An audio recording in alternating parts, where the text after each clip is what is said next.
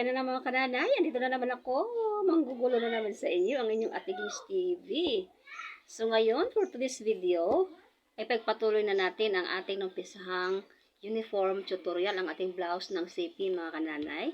So ito na po yung part 8 ng ating tutorial mga kananay. So hindi na po natin patatagalin. Let's go!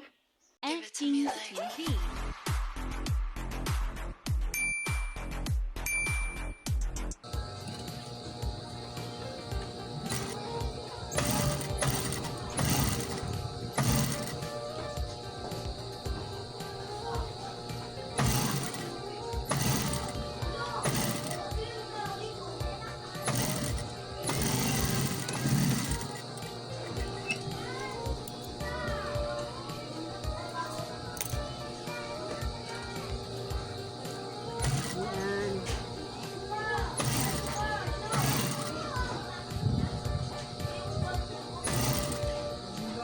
So ngayon mga kananay, nalagyan ko na ng manggas lahat itong dalawang blouse.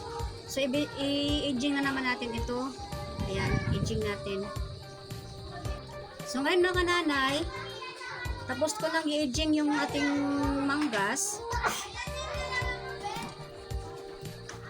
Tahiin na natin yung side ng ating blouse.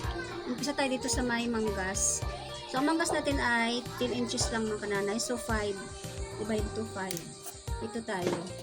So half inch lang yung ating pakain.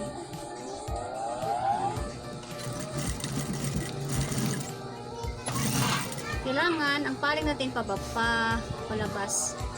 Ayan. And then yung pagdating sa kanto, pagdating sa may kilikili, backstitch natin mga kananay. Kasi ito yung napupunit ka agad, nasisira.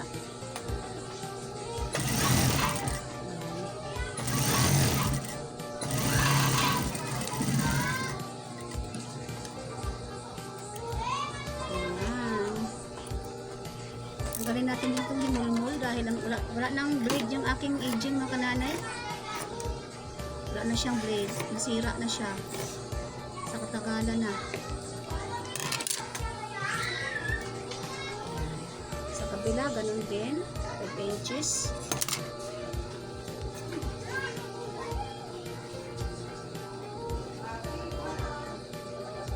Ayan. Half inch lang ang pagkain natin. Tansyado ko na yung half inch mga kananay.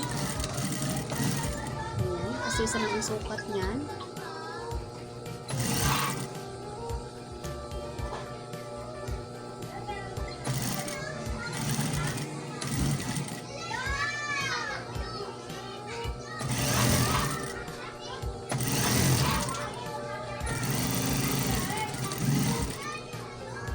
So ngayon mga kananay, natapos kong i-basting ang side, i-edging na naman natin mga kananay bago ikabit natin yung collar. So ngayon mga kananay, tapos ko lang na-edging yung yung gilid. Mag-marking tayo mga kananay. Itong allowance natin kaninang 3 inches, magbawas tayo ng 1/4. So 2 and 3/4 na lang. Yan. Ganito pin natin siya. Ito yung lagayan natin ng butones at yung ating butulso. Ayan. Ayan. Ito yung ating nuts. Yung sa nuts na yan, ito yung allowance natin. Ito yung paglalagyan natin ng collar. Dito yung collar natin. Ito, wala yan, wala. Ayan. Ano din sa kabila. Hindi dito sa, sa gitna ng ating neckline sa back. Mag-nuts din tayo para sa center ng ating collar. Ayan. Ayan. Ganun din sa kabila mga kananay ito. Mag-marking tayo ng 2 and 3/4 kasi nabawasan na siya ng 1/4, diba? Nagtupi tayo. Ayan. Ayan. Mag-nuts tayo dito.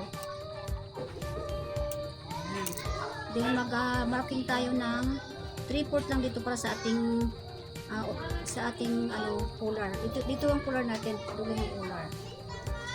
Pero dito sa laylayin mga kanay, mag-marking tayo ng 2 and 3/4 dito.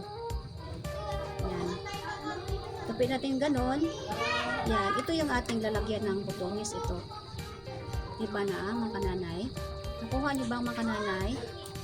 And then ito, ganon din sa kabila. 2 and 3/4. And then yan, dito tayo ganun. Tapos ang ating video. So, abangan ang ating part 9.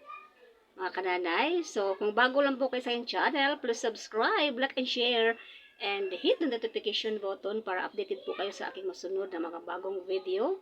Sana may natutunan kayo mga kabusuan, mga kananay. So, once again, I'm your Ate Gins TV, ang pobreng mananay ng Ate Polo na nagsasabing, ingat, God bless, and bye-bye everyone. Happy lang. Ingat.